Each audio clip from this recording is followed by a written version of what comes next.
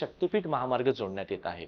मग लक्षात घ्या, शक्तिपीठ महामार्ग हा कशा पद्धतीने असणार आहे, त्याचा मार्ग काय, शक्तिपीठ काय, म्हणजेच काय, महाराष्ट्रातील जे शक्तिपीठ आहे ते एकमेकांना जोडण्यात येणार आहे। म्हणजेच काय, अवघ्या नागपूरवरून जे तुम्हाला गोव्याला जायचं असेल, तुम्ही महाराष्ट्राचा विचार केला तरी तो महाराष्ट्राच्या असा दक्षिण भागामध्ये येणार आहे। म्हणजे समजा इथे नागपूरवरून जर मुलगा एखादी व्यक्ती गोव्याला जातोय, तर त्याच वेळेस त्या व्यक्तीला त्या दृष्टिकोनातून म्हणजे जो नागपूरवरून त्या व्यक्तीला गोव्यामध्ये येण्यासाठी त्याला अगदी उत्तर भारतामध्ये किंवा उत्तर महाराष्ट्रामध्ये जायची गरज नाही पडणार आहे तुम्हाला। ठीक आहे, वरती न जाता सरळ हा मार्ग असा जोडण्यात येणार आहे। ठीक, म्हणजेच मग यामध्ये जे शक्तिपीठ आहे म्हणजे इकडे माहूर येतं, ठीक आहे, त्यानंतर आल्यानंतर उस्मानाबाद धाराशिव मध्ये उस्मानाबाद मध्ये तुम्हाला तुळजापूर येतंय, ठीक आहे, हे त्यानंतर कोल्हापूरमध्ये तुम्हाला अंबादेवी येतं, महालक्ष्मी।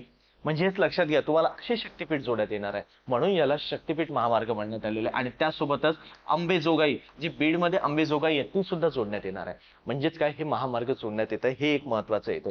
त्यात लक्षात घ्या, हा जो प्रवास असणार आहे हा नागपूर ते गोव्यापर्यंतचा असणार आहे। इथे काय दिलंय, नागपूर ते गोवा असं लिहिलेलं आहे। हा 805 किलोमीटरचा महामार्ग असणार आहे। जर हा महामार्ग यशस्वी झाला आणि प्रत्यक्षात उतरला तर लक्षात घ्या, हा महामार्ग महाराष्ट्रातील सर्वाधिक लांबीचा असणार आहे। ठीक आहे, महाराष्ट्रामध्ये हा सर्वात लांब महामार्ग असणार आहे।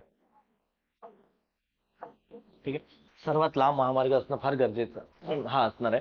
त्यासोबत लक्षात घ्या, त्यांनी काय म्हटलेलं आहे, नागपूर ते गोवा अंतर अवघ्या 20 ते 22 तासांमध्ये आलेलं आहे।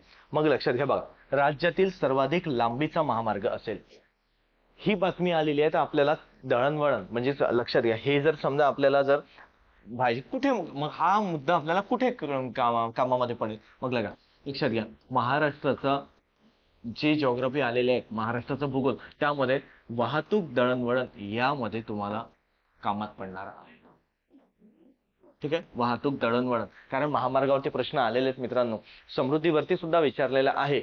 मग यांचं नाव विचारू शकतात, तशी लांबी विचारू शकतात, मार्गावरील जिल्हे विचारू शकतात, किती जिल्ह्यामधून जातोय, किती तीर्थक्षेत्र आहे, म्हणजे तीर्थस्थळ किती कव्हर करतात, हे एक महत्वाचं आहे। म्हणजे अशा पद्धतीची ही न्यूज महत्वाची आहे।